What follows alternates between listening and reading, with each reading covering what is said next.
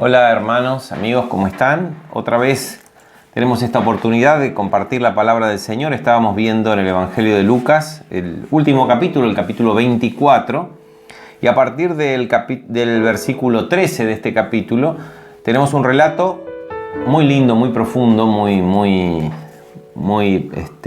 aleccionador para nosotros, que lo analizamos la ocasión anterior, que hace referencia a dos discípulos que caminaban hacia un poblado llamado Emaús, sumidos en una tristeza y en una frustración. Jesús había sido asesinado después de un juicio falso, y ellos habían perdido absolutamente toda la esperanza.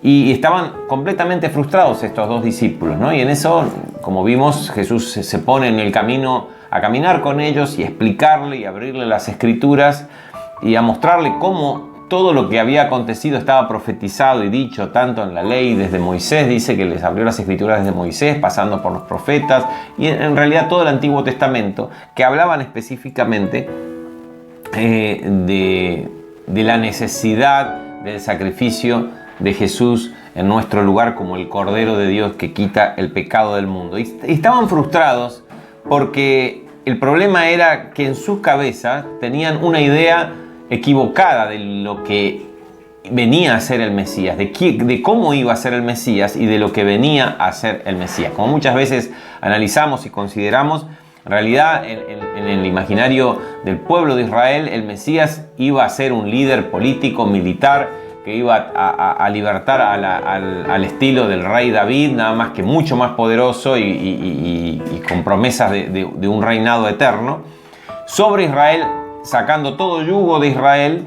En ese momento estaban subyugados por el Imperio Romano, y llevando a Israel a una preponderancia a nivel internacional, es decir, desde Jerusalén este rey, este Mesías, iba a gobernar para todas las naciones, ¿cierto?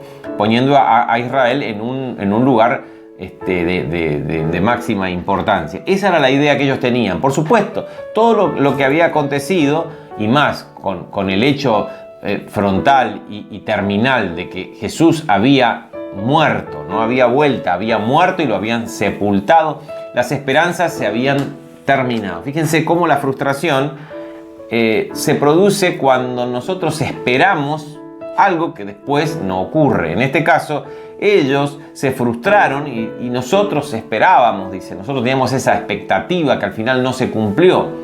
Pero Dios no le había dado esas expectativas. Por eso Jesús después les explica que ellos tenían las expectativas equivocadas. El problema de la frustración es por tener las expectativas equivocadas. Así que ellos pasaron de estar desanimados, yéndose ya de Jerusalén a su lugar, hacia el campo, hacia sus trabajos.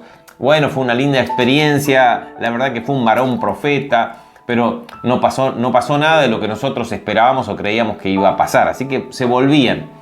Después que Jesús les reveló las Escrituras y ellos lo pudieron reconocer cuando Jesús partió el pan, ahí se dieron cuenta cómo ardía su corazón. Y había hecho una mención la vez pasada de cómo cuando la palabra de Dios es revelada, solamente así arde nuestro corazón, ¿cierto? Y dice, voy a leer el versículo 33 de este capítulo 24, que dice: y levantándose en la misma hora, o sea, ese mismo día, todavía estábamos en el domingo de resurrección, levantándose en esa misma hora, volvieron a Jerusalén, caminaron los 11 kilómetros de vuelta y hallaron a los 11 discípulos reunidos en Jerusalén. Todavía estaban ahí en el mismo cenáculo donde habían celebrado la Pascua con el maestro, y estaban atemorizados, tenían miedo de los sacerdotes, de los fariseos que podían hacerle, ¿no?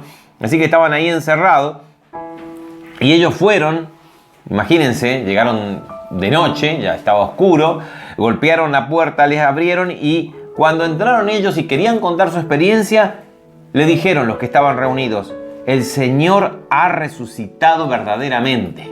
Ya no son unas mujeres locas que dicen que lo vieron. El Señor ha resucitado verdaderamente, ¿no?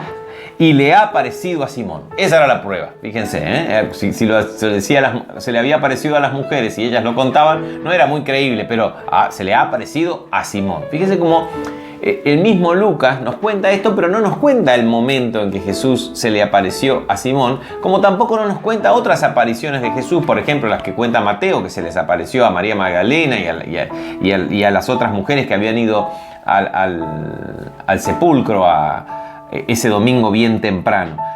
O sea, Lucas lo omite, pero sí lo menciona en este caso, ¿no? Que se le apareció a Simón. Fíjense el detalle, porque en toda la tradición y en todo el conocimiento de los primeros apóstoles se tenía la idea de que Jesús se había aparecido a Simón primero. Fíjense lo que dice Pablo a la iglesia de los Corintios, de los Corintios, la iglesia que estaba en la ciudad de Corinto, en capítulo 15 de esta carta, en el versículo 4 dice: y que Jesús fue sepultado y que resucitó al tercer día conforme a las Escrituras, y que apareció a Cefas. Cefas era otro de las formas de nombrar a Pedro. Se le apareció a Pedro y después a los 12, y después apareció a más de 500 hermanos a la vez, de los cuales muchos viven aún y otros ya murieron. Después apareció a Jacobo y después a todos los apóstoles. Este es el orden que se creía, por eso Pablo lo menciona acá. Pablo no fue testigo de todas estas apariciones porque él vino después, porque fíjense lo que dice el 9. Y al último de todos, como a un abortivo, se me apareció a mí, ya un tiempo después. O sea que Pedro fue uno de los primeros en ver a Jesús resucitado. Muchos dicen, y que es digamos, correcta esa apreciación, puede ser correcta, de que Jesús se apareció primero a Pedro porque tenían ciertas cuentas que arreglar, ¿no es cierto? Por el tema de la traición de Pedro.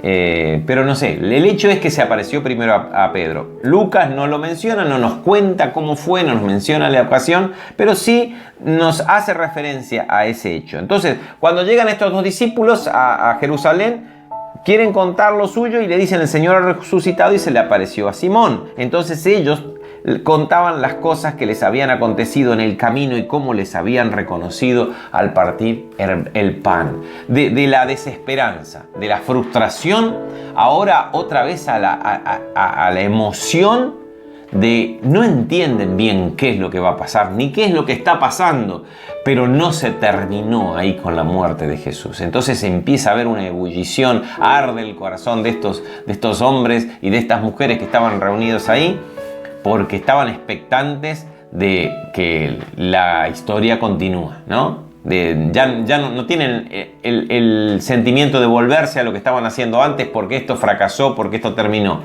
Empiezan a entender de que esto está dando un giro absolutamente inesperado para ellos. Versículo 36, capítulo 24 del Evangelio de Lucas. Mientras ellos aún hablaban, ¿qué estaban hablando? Y bueno, este tema, este debate lo vimos, sí, fíjense, no saben que nosotros, y nos habló, nos dijo, y nosotros no nos dimos cuenta que era él, porque estábamos tan tristes, pero cuando él partió el pan le reconocimos, y ahí desapareció. Dice que mientras ellos estaban hablando de estas cosas, Jesús así, ¿no? Sin golpear la puerta, no tocó el timbre, entró, dice, y se puso en medio de ellos, y les dijo: paz, a ustedes, paz.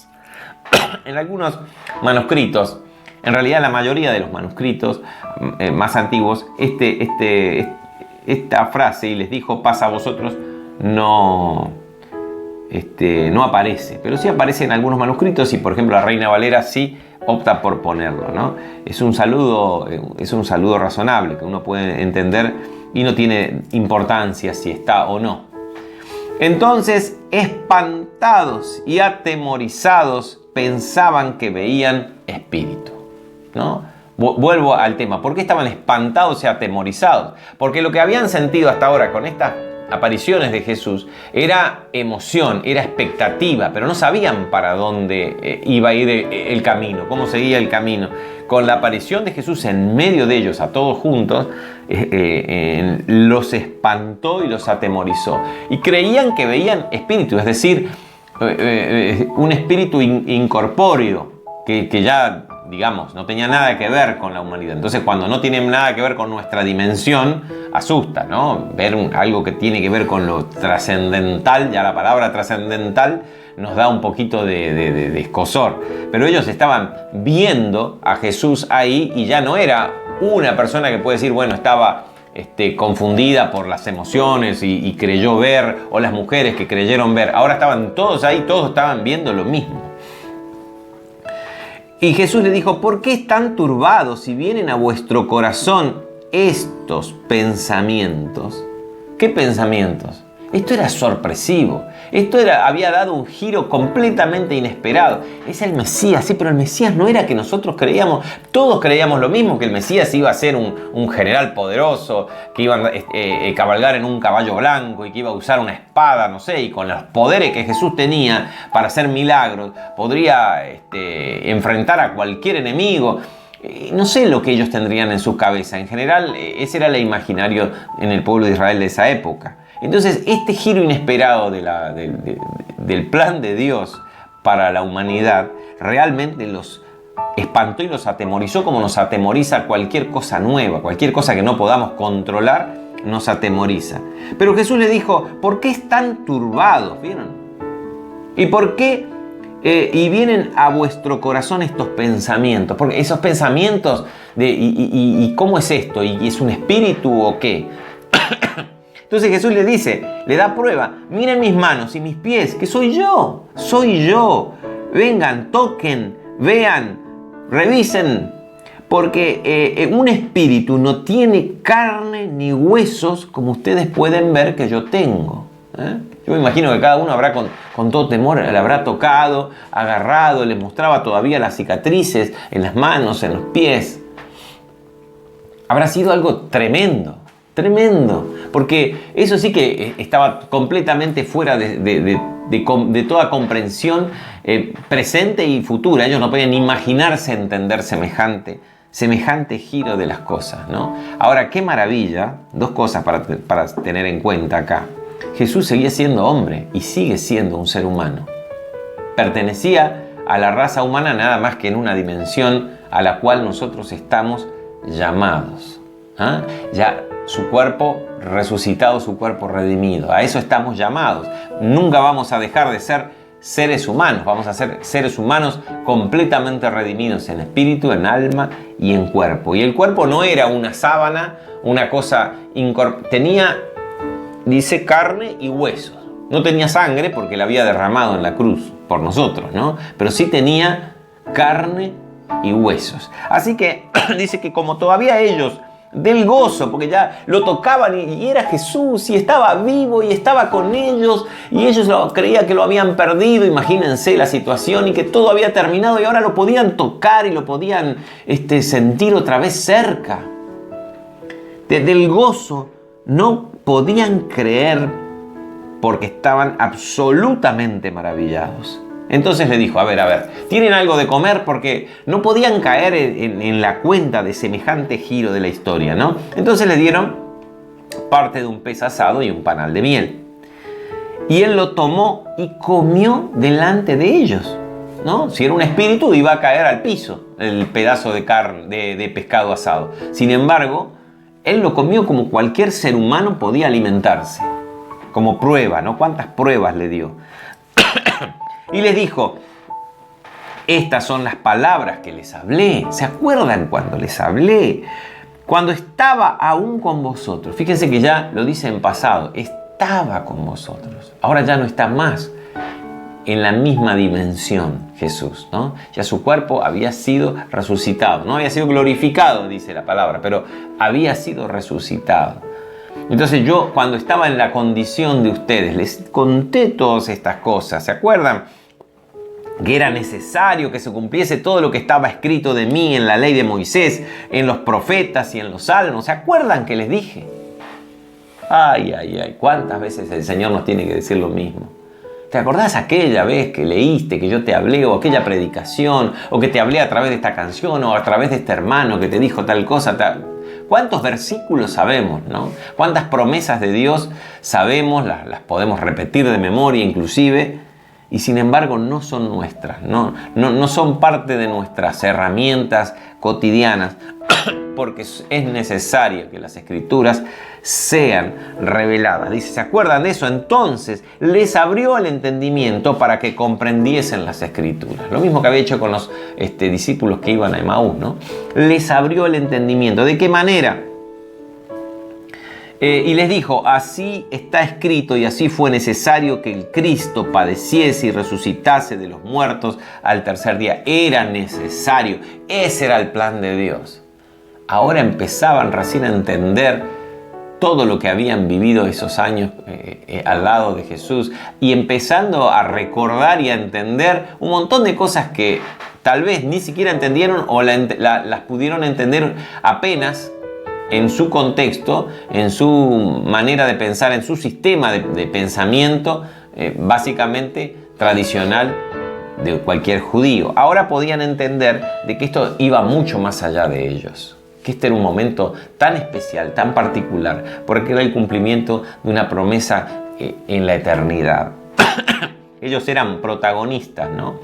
Magníficamente protagonistas de una historia increíble. Así que les abrió el entendimiento. Yo les decía, hay muchos pasajes de las Escrituras que conocemos, que podemos memorizar, incluso repetir para otros, y más si son esos que son duros, nos gusta repetirlo y aplicárselo a los hermanos, ¿no? Pero no son nuestros, no los podemos usar hasta que Él nos abre el entendimiento. Esa tiene que ser nuestra oración siempre. Señor, ábrenos el entendimiento, revélanos las Escrituras para que podamos entender, porque normalmente trabajamos con herramientas de este mundo, con esperanzas puestas en ideas que tenemos, sueños que tenemos que no tienen nada que ver con el plan de Dios, tienen que ver con nuestros planes, con planes que el mundo nos mete en la cabeza. Y recién cuando el Señor nos abre el entendimiento, normalmente después de alguna prueba, en donde después de revelarnos caemos postrados a sus pies rendidos, ahí entendemos, ¿no? Y decimos, ay, era necesario que pasara tal o cual cosa. Dice, bueno, y que se predicase, era necesario que el Cristo padeciese y resucitase de los muertos al tercer día, y que se predicase en su nombre el arrepentimiento y la remisión o el perdón de pecados en todas las naciones, comenzando desde Jerusalén, ¿no? Hay varios salmos que hablan de esto, no hay tiempo para verlos ahora. La próxima vez los podemos mencionar como para hacer un corolario. Pero fíjense, parte del plan era que el Cristo padeciese, resucitase de los muertos, pero el plan no terminó ahí, el plan continúa y continúa hasta hoy. Sí, seguimos siendo nosotros hoy en nuestra época los protagonistas de este plan en este tiempo. ¿Cómo continuaba el plan de Dios? Que se predicase en su nombre, ¿qué cosa? El arrepentimiento, en su nombre, en el nombre de Cristo. Primero, cuando uno va en nombre de alguien, va como representante de. Yo vengo en nombre de tal persona. Yo vengo en nombre del Señor Jesucristo. No es poca cosa ir en nombre del Señor, ¿no? En el nombre del Señor. A veces lo repetimos casi como un método, pero no es una palabra mágica en el nombre del Señor.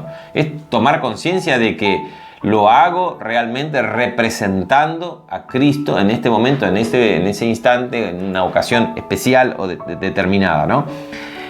En el nombre de Jesucristo, predicar el arrepentimiento. No es la predicación de que las cosas nos van a ir bien, aunque nos pueden ir bien, pero no es ese el objetivo del Evangelio. No es que tenemos que predicar que vamos a hacer, si vienen a la iglesia van a ser felices. Si vienen a la iglesia no van a tener más problemas. Vamos a andar en victoria y prósperos y les va a ir todo bien. No ese es el mensaje del Evangelio. El mensaje del Evangelio es crudo y duro. Arrepentimiento, cambio de rumbo, conversión. Iban para un lado, ahora va para otro.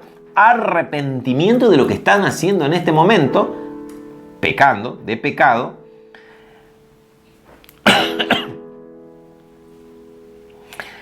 Para perdón de esos pecados.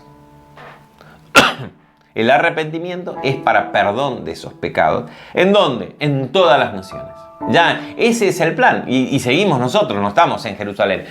comenzando desde Jerusalén. Ellos comenzaron desde Jerusalén en Israel. Nosotros estamos acá en la provincia de Misiones, específicamente nosotros, en Argentina, cumpliendo este mandato. Somos los protagonistas de esta parte del plan eterno de Dios. Predicar el Evangelio.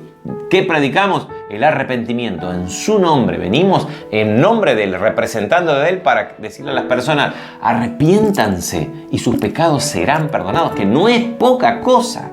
No, arrepiéntanse porque se viene el juicio de Dios.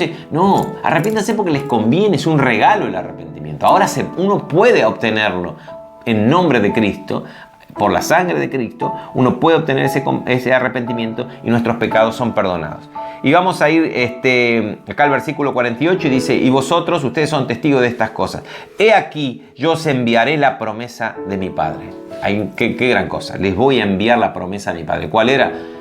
El llenamiento del Espíritu Santo. Llenamiento. Ya el Espíritu Santo no iba a estar con ellos, al lado de ellos, sino en ellos. Lo mismo, esa promesa es para nosotros hoy. Pero quédense, le dice a los discípulos, a los apóstoles, quédense ustedes en la ciudad de Jerusalén hasta que sean investidos del poder de lo alto. Porque esta misión que les tocaba ahora a ellos, llevar el Evangelio a todas las naciones, desde Jerusalén a todas las naciones, que ocurrió, no lo iban a poder, no se puede hacer con fuerzas humanas, no se puede. Tiene que sí o sí intervenir un poder directamente de lo alto. El Espíritu Santo, la tercera persona de la Trinidad en nosotros, obrando y dándonos el poder, la fuerza, la inteligencia, el denuedo, la valentía para poder decirle a las personas este mensaje. Hay una buena noticia. Ahora, si te arrepentís de tus pecados, si cambiás tu vida en el nombre de Cristo, tus pecados pueden ser perdonados. Te puedes sacar esa gran mochila de encima y ese juicio que pende sobre tu cabeza. Hasta que sean investidos. El Espíritu Santo investir es dar un cargo, dar un honor. Y nosotros tenemos ese honor de participar en el servicio de la iglesia del Señor. Y dice el versículo 50, y con esto terminamos: y lo sacó fuera hasta Betania, o como dicen muchas versiones, hacia Betania, porque tenían que pasar por el Monte de los Olivos para ir a Betania estaba en la otra ladera de la montaña, del Monte de los Olivos. Iban hacia Betania y alzando sus manos los bendijo. Qué lindo, ¿no? Alzando sus manos los bendijo. Y aconteció que mientras los bendecías, se separó de ellos y fue llevado arriba al cielo. Ellos, después de haberle adorado, volvieron a Jerusalén con gran gozo y estaban siempre en el templo. No siempre que vivían en el templo, sino en cada ocasión que era necesario, iban al templo alabando y bendiciendo a Dios. Amén. Y terminamos el Evangelio de Lucas. Qué maravilla, ¿no? Lucas acá nos hace, respecto de la ascensión, un resumen simplemente, porque él lo va a tratar este tema de la ascensión con más detalle en el segundo tratado, en el segundo tomo de los escritos de Lucas, que es el libro de los Hechos. Hasta acá entonces las consideraciones y el análisis que hicimos del capítulo 24 de Lucas, hasta acá el Evangelio de Lucas. Nos ha dado un recorrido maravilloso de la vida de Jesús, de la vida del ministerio de Jesús, de la muerte de Jesús y ahora, como veíamos, de la resurrección y de la ascensión de Jesús. Todo el Evangelio de Lucas realmente es un camino maravilloso que nos lleva a reflexionar realmente sobre nuestro lugar en este plan eterno y maravilloso de Dios. Gracias por acompañarme hasta aquí. Nos vemos la próxima.